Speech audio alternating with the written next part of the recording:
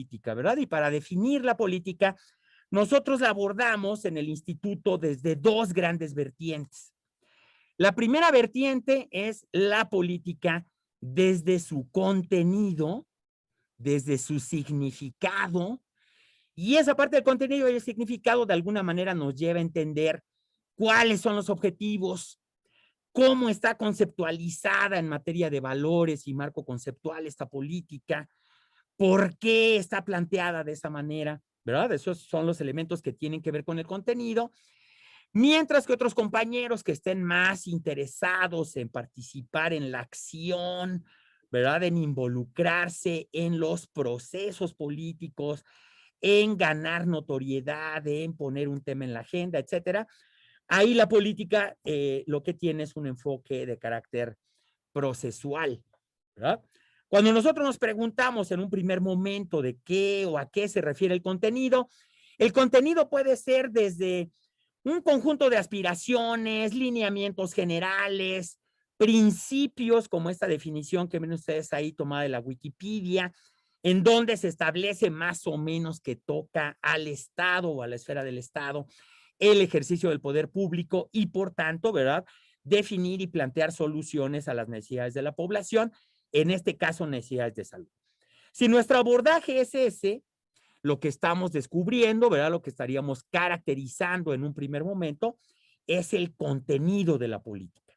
El contenido de la política se refiere a criterios de carácter ético, ¿no?, a principios, se refiere a cuestiones de carácter económico, se puede referir a cuestiones de carácter epidemiológico, o como lo estamos viendo muy recientemente, ¿verdad? El contenido se puede referir de manera muy importante a cuestiones de carácter simbólico, ¿no? Como lo refiere Deborah Stone. Y en este caso particular, cuando nosotros abordamos la política desde su contenido simbólico, creo que para nadie es desconocido lo que en este momento ven en pantalla, ¿no? Esa mariposa multicolor que expresa claramente un hashtag que dice cero discriminación. Creo que todos ustedes lo entendieron de manera muy rápida y jugó en ese entendimiento los colores, el tipo de figura que se eligió para hacer el comunicado y, por supuesto, ¿verdad?, el hashtag con letras mayúsculas que nos dice que en materia de salud pública nos toca evitar o contribuir a evitar actos de discriminación, ¿verdad? Eso tiene que ver con el contenido, ¿verdad?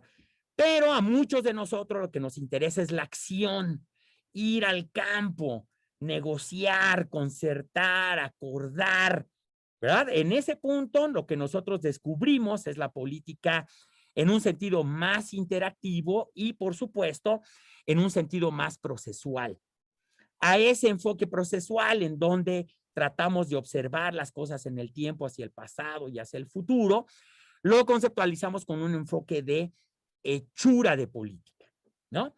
Con una pregunta, lo vamos a relacionar con una pregunta básica que es, ¿cómo se hace una política? ¿No? Y en el cómo se hace interviene quién, por qué, cuándo, dónde. Lo vimos ahora con el proceso de transformación de los servicios de salud para la población sin seguridad social en México, en donde se pretendió sustituir a un esquema de atención por otro, ¿no? Esto ocurrió en el tiempo y tiene una serie de razones prácticas que nos dan los que toman esas decisiones para poder tener claro cómo y por qué se decidió pasar de un esquema A un esquema B, ¿no? La hechura, por tanto, es un proceso eminentemente político en donde interviene la negociación, la concertación, la conspiración, dicho en un sentido muy constructivo, y por supuesto, ¿verdad?, el ejercicio de la capacidad política de los actores para poder lograr dos cosas, como lo sugiere claramente el diccionario Webster, ¿no? Primera, ¿cómo influyo yo en la toma de decisiones? Y la segunda, ¿cómo le hago para mantener o controlar el poder o controlar una institución, un aparato burocrático, ¿no? Generalmente a este enfoque procesual lo representamos en forma de una figura virtuosa a la que llamamos el ciclo de las políticas, ¿no? En donde, como pueden ver ustedes, teóricamente hablando, más adelante lo vamos a problematizar, por supuesto, pero en donde teóricamente hablando, La acción política se detona a partir de la identificación de un problema, ¿no? ¿Es un problema o no que haya detección oportuna, tardía de diabetes mellitus? Si eventualmente nosotros, ¿verdad? Socialmente asumimos que es un problema, nos toca decir de qué tamaño es el problema, ¿no? Hacer un diagnóstico situacional y tratar de plantear claramente no solo de qué tamaño, sino a quiénes afecta, cuáles son las consecuencias de no hacer nada, ¿no? A partir de ahí, revisamos opciones de política, sobre todo los que nos dedicamos a esto en la literatura científica. Para evitar las ocurrencias, preferimos mejor ver la evidencia y en ese caso particular vemos las distintas opciones que pudieran crearse para atender o mejorar nuestro problema. Si nuestro problema es el diagnóstico oportuno, tendremos que pensar si requerimos más tiras reactivas, más personal, personal de campo, búsqueda intencional, etcétera. A partir de ahí se toma una decisión y de esa decisión, que sería en este caso hacer un programa, viene el proceso de implementación y finalmente cerramos nuestro ciclo con una evaluación, ¿no? Cuando nos preguntamos dónde está la política en este ciclo, ¿verdad? Muchos de nosotros podemos pensar, no, pues la política seguramente está en el problema, pero hay problemas que se atienden y problemas que se ignoran, ¿no? Entonces, a lo mejor no está en el problema, sino cómo comunicamos el problema. Otros piensan que la política está en la toma de decisiones, por eso muchos de nosotros acudimos a ver diputados, funcionarios públicos, directivos de hospitales, etcétera, para tratar de resolver aquel problema que nosotros pretendíamos, ¿no? En función de ello, suponemos que a veces la decisión de alguien con poder puede ser importante para mejorar el escenario, ¿no? Y después implementamos, finalmente evaluamos. Pero uno de los descubrimientos que hemos hecho en los últimos años, ¿verdad? Es que la política como tal, tanto como idea como proceso, ¿verdad? Afecta prácticamente todas las etapas del ciclo político, ¿no? Porque incluye aceptar o negar un problema, reconocer o negar soluciones, implementar con o sin recursos, ¿no? Evaluar en función de cómo se implementó, cómo funcionaron los procesos, cuáles fueron los impactos. El propio concepto de evaluación en sí mismo es tremendamente complejo y si lo quieren ver ustedes en términos de gobernanza, a esas capas que acabamos de comentar, ¿no? De poder saber si algo funcionó o no, le tenemos que agregar el principio de rendición de cuentas, ¿no? Esta idea de que los ciudadanos, ¿verdad? Eventualmente necesitamos explicaciones sobre lo que hace el gobierno, sobre cómo se gasta el dinero, ¿no? Sobre los resultados que obtiene o deja de obtener, ¿no? Estos resultados que se obtienen o se dejan de obtener necesariamente requieren del paso del tiempo, ¿no? Para todos aquellos que nos preguntamos sobre cómo modificar conductas en la vida real a través de políticas, la diapo que ven en este momento como ejemplo de ese ciclo, nos muestra claramente que en la medida que los países hemos ido incrementando el impuesto al tabaco, por ejemplo, en esa misma medida en el tiempo se ha venido reduciendo la mortalidad por causas atribuibles al consumo del tabaco, ¿no? ¿Qué descubrimos con esto? Descubrimos en un primer momento, ¿verdad?, que apostarle a que la gente motu propio, a través de un proceso racional, va a decidir modificar una conducta, puede no necesariamente ser tan cierto, ¿no? En el caso particular del consumo de sustancias, como ocurre con la nicotina, los consumidores a veces necesitamos un apoyo, una ayuda, y esa ayuda viene de las políticas públicas, ¿no? Un primer ejemplo es prohibir que se fume en espacios cerrados, ¿verdad? Se consuman productos de humo, sobre todo humo de tabaco por el momento, pero vienen otras sustancias en puerta sobre las que también tendremos que discutir. Y a la larga, ¿verdad?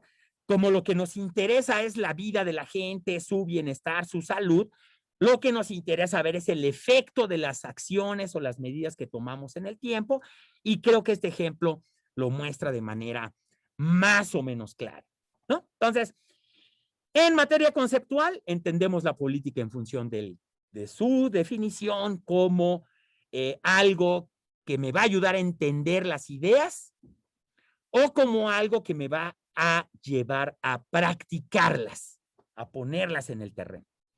Ahora vamos a pasar a la parte metodológica de esta plática, en donde esperamos que ustedes vayan captando los elementos generales de cómo analizamos las políticas en el Instituto de Salud Pública y muy pretenciosamente en esta plática pretendimos decir también en México, ¿no? En general, ¿verdad? El público que va descubriendo el tema, que tiene interés en profundizar, en analizar una política, le recomendamos, ¿verdad?, que se apropie de este principio, ¿verdad? Estudiar políticas públicas, estudiar políticas de salud, implica estudiar a fondo tres cosas. La primera, las ideas, que no está representada como un foquito, ¿no? Una ocurrencia, pero obviamente ideas que por su fundamentación pueden ser mejores que otras. Ahí es donde rompemos con el principio de ocurrencia y podemos hacer planteamientos que pueden ser más o menos atrevidos, como debemos o no incorporar a los consultorios adyacentes a farmacias al esquema de atención primaria en México. Esa es una idea, ¿no? Es una idea que en mi opinión creo que se puede discutir y que además, ¿verdad?, a la hora de plantearla, nos va a llevar al segundo componente en el cual les recomiendo que pongan atención, que es el de las instituciones, ¿no? Nosotros hablamos de problemas de salud y al hablar de problemas de salud, lo primero que imaginamos, estoy seguro que en su mente está un médico, una enfermera, ¿no? Está una instalación médica, ¿no? Hay una institución y esa instalación médica puede ser más o menos sofisticada dependiendo del problema del que estemos hablando, ¿no? Entonces las instituciones se vuelven fundamentales porque nuestras instituciones, burocráticamente hablando, son complejas. Algunas se dedican a atender pacientes, otras se dedican a formular políticas, otros nos dedicamos a evaluar el impacto de esas políticas, etcétera, ¿no? Entonces es muy importante tener un referente institucional, ¿no? Si nuestro tema, por ejemplo, con eso voy a cerrar la presentación, es el uso recreativo de la marihuana, pues tenemos que pensar ahí en qué instituciones, a quiénes les toca hacer qué en materia de regulación, ¿no? En materia de intervención del Estado para modificar conductas haciendo ejercicio, por supuesto, del poder público. Y también, y ese es el tercer elemento al que me quiero referir a continuación, ¿verdad? En la medida que hacemos el descubrimiento de las instituciones y que entendemos por qué las personas se involucran en un proceso político, descubrimos el tercer elemento fundamental al que vamos a llamar intereses, ¿no? La gente se asocia, se separa, se coaliga, conspira, lucha, deja de luchar por ver cómo evoluciona, cómo se atiende, cómo se presta atención a nuestros intereses, que son tremendamente diversos. No quiero dejar en la mesa la idea de que el único interés que nos mueve es el económico. Tenemos intereses de carácter político, simbólico, cultural, afectivo, ¿no? La esfera de los intereses, les recomiendo el libro de Deborah Stone, es tremendamente compleja, como lo es, por supuesto, la forma de analizarlos. ¿Cómo podemos analizar intereses? Lo recomendable es que ustedes pongan en su mente una línea de tiempo, ¿no? Los intereses los puedo analizar hacia atrás para tratar de responder una pregunta que sería, ¿cómo llegué al momento actual? ¿No? ¿Cómo llegó México a un esquema de atención gratuita del cáncer de la mujer, por ejemplo, y cómo pretende cambiar esa idea a partir de un proceso de transformación de todo un esquema de atención? Eso ya nos lo explicarán quienes lo están haciendo, pero ahí tienen ustedes, ¿no? Hay una decisión que se toma a partir de asumir que algunas de las cosas que se hacían no eran resolutivas, efectivas, etcétera, y por tanto requerimos transformarlas, ¿no? Entonces, esas preguntas de carácter retrospectivo son importantes, como lo son también cómo le vamos a hacer ante, ¿no? Tenemos, por ejemplo, ahorita todo un proceso de transformación y de ajustes en el proceso de compra de medicamentos. Entonces, un elemento importante en un futuro cercano sería preguntarnos si estas nuevas estrategias que se están proponiendo están logrando algún efecto en el corto plazo, definiendo indicadores muy claros como cobertura, acceso, etcétera, para poder hacer algunas apuestas de carácter prospectivo y poder anticipar si apostarle un esquema de compra consolidado, federalizado, daría, ¿no? Es algo que estamos viendo en el futuro, mejores resultados que el esquema que nosotros teníamos operando hasta antes de 2018, ¿no? Tenemos entonces, ¿verdad? Ahí siempre y de una manera muy importante la tiranía de Cronos, ¿no? El tiempo es tremendamente importante y es tremendamente importante porque las políticas en general tienen su momento, ¿no? Yo me acuerdo en 1997, cuando estaba terminando mi maestría, que me interesaba el tema de la marihuana medicinal y todo el mundo creía que era una broma. No, ¿cómo crees? Eso nunca va a ocurrir. Estamos en 2021 y el gobierno mexicano está por dar ese paso a liberalizar, modificar el esquema de acceso a una forma de uso de esa sustancia y sus derivados, ¿no? Entonces, en ese caso particular, se antojan preguntas prospectivas y, por supuesto, abrir una reflexión importante sobre el poder y la función del poder en estas situaciones, ¿no? En principio, el análisis del poder es inherente al análisis de la política. Y siempre partimos de una metáfora que nos parece importante y es que mientras más equilibrado sea ese ejercicio del poder, menos conflicto puede haber y mayor posibilidad de influir o incidir en las políticas, ¿no? Pero cuando nosotros nos acercamos al terreno de la influencia y la incidencia, descubrimos que hay ahí por lo menos tres grandes grupos de actores, sectores, etcétera, que son tremendamente complejos de modificar ante una necesidad de salud, ¿no? Por ejemplo, digo, tenemos que contender con el Estado, tenemos que contender con el mercado y tenemos que contender con la sociedad. Un ejemplo de esto que puede ser tremendamente complejo es el uso de asbesto, ¿no? Nosotros sabemos que en países desarrollados como Canadá o Estados Unidos, el asbesto, el uso del asbesto está prohibido porque teóricamente es la exposición al asbesto genera riesgo de cáncer, ¿sí? Pero México tiene relaciones comerciales con Canadá y como parte de esas relaciones comerciales está la importación de asbesto, ¿no? Cuando nosotros desde el ámbito de la salud pública queremos modificar esa relación advirtiendo de los riesgos de cáncer, nosotros enfrentamos actores con un poder tremendo que son las corporaciones económicas y que son también, y hay que decirlo, los acuerdos comerciales globales. En un momento dado, ¿verdad? Muchas decisiones de salud no se resuelven en la arena de salud, se resuelven en otro lado y se espera que a través de ese tipo de soluciones que se dan en la arena comercial pueda haber algún efecto, ¿no? En el corto plazo en materia de protección de riesgos y daños a la salud.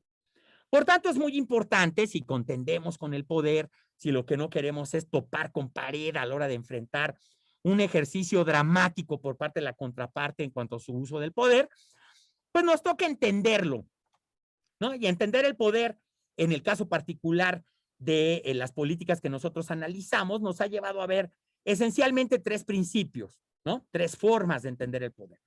La primera es la imposición de la voluntad, la cual ha cambiado con el tiempo. No estoy hablando de Maquiavelo, de esas épocas en donde el soberano tenía que ejercer su autoridad para demostrar que es tal, cortar cabezas, no sé, lo que hacían los reyes y los príncipes en los principados que describió Maquiavelo, ¿no? En el siglo XVI.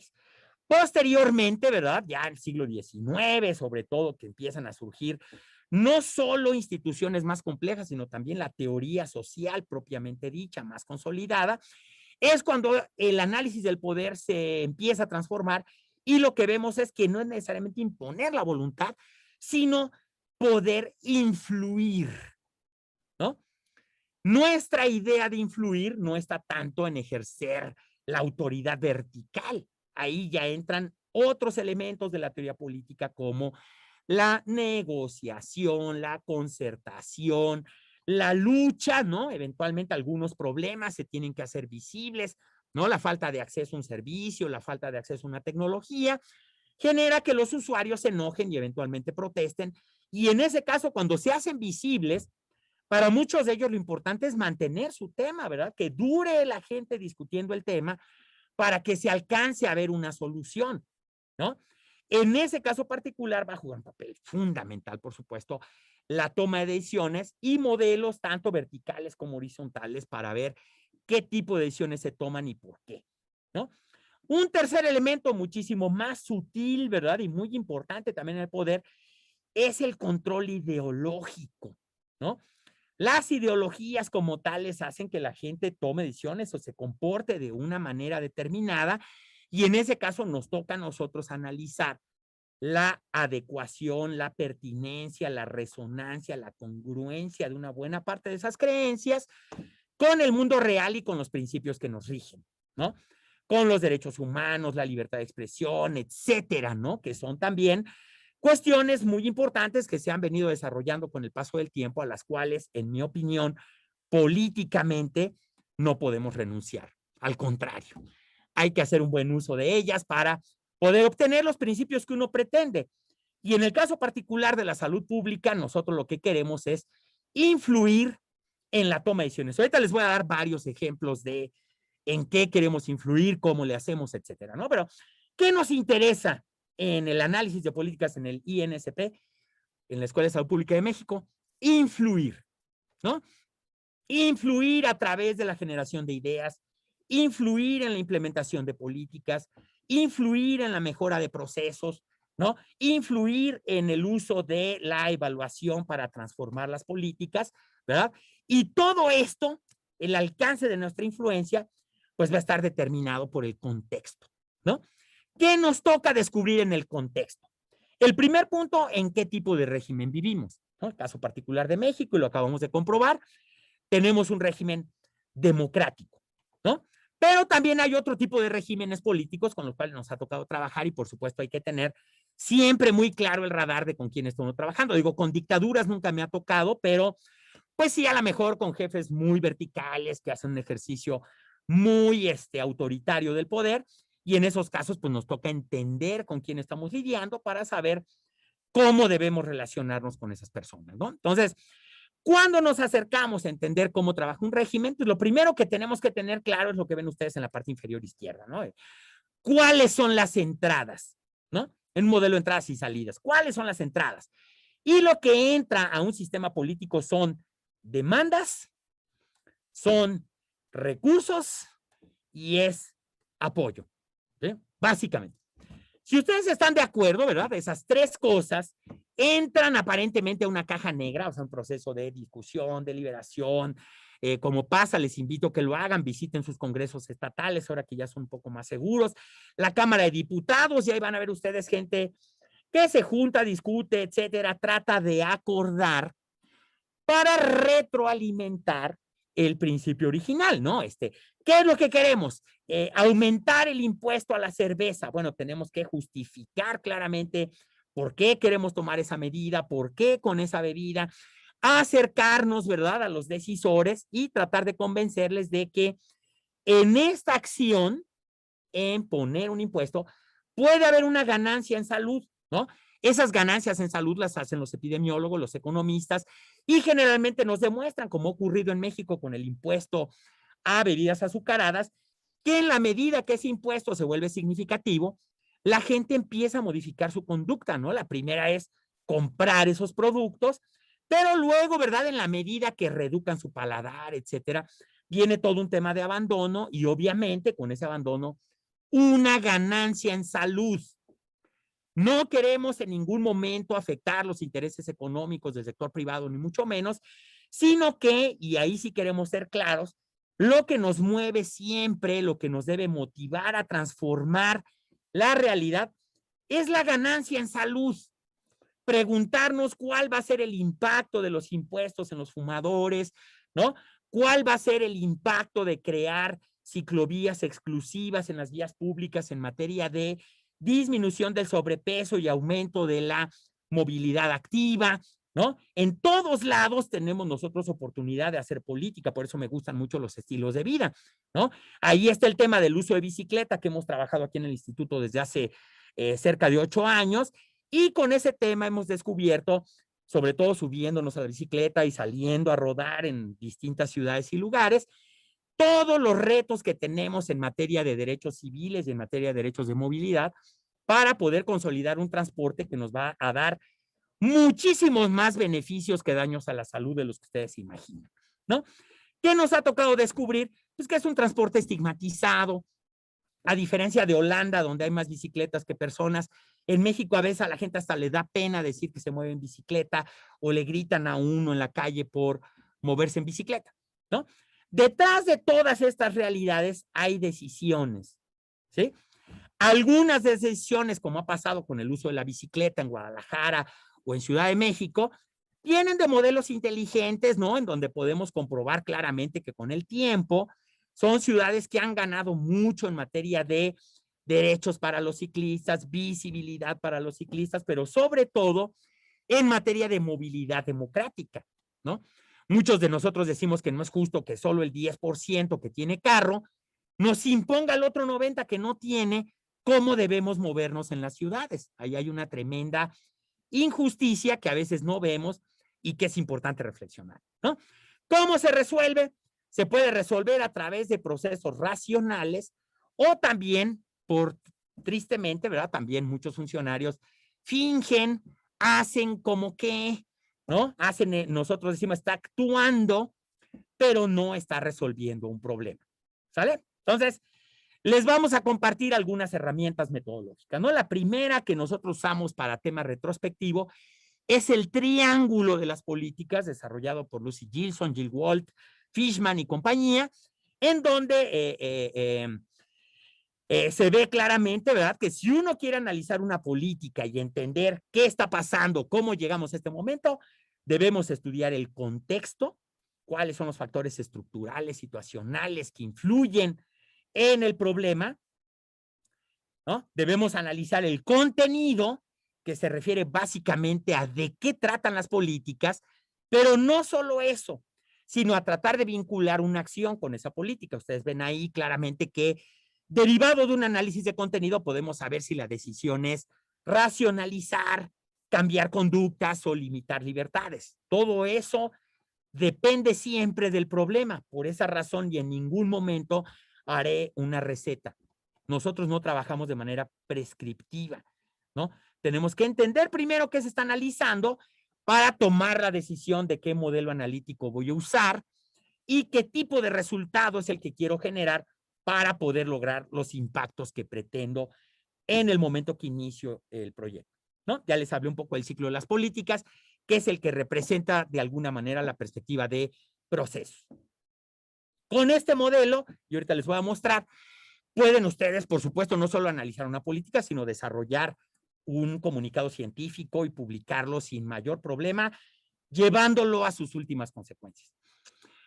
Otro de los elementos que nosotros usamos mucho en el instituto y que es común a este modelo del triángulo de las políticas es el modelo de mapeo político, desarrollado en la Universidad de Harvard, con quienes tenemos muy buena relación, y a través de ellos hemos logrado un proceso de incorporación tecnológica y de aprendizaje muy importante en el caso particular de la Escuela de Salud Pública de México, dándole a nuestros alumnos acceso a herramientas informáticas que les permitan hacer un análisis ordenado, teniendo por lo menos claros dos principios, ¿no?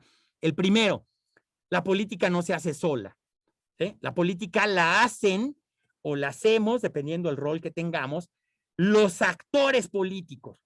Por esa razón, los actores ocupan un lugar central en el triángulo de las políticas y por esa razón, cuando nosotros hacemos un ejercicio de mapeo político usando esta herramienta informática, ¿verdad?, es que descubrimos claramente los pasos que nosotros debemos seguir para tener un buen análisis, pero también ponernos en el tiempo, porque este modelo lo que busca es cambiar cosas.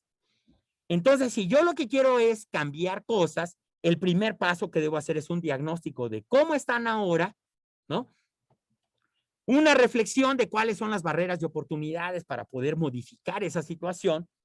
Y luego, como lo hace el programa, ¿verdad?, definir un conjunto de estrategias que nos van a ayudar a modificar la situación actual y, por tanto, a producir un cambio. Suena fácil. No lo es.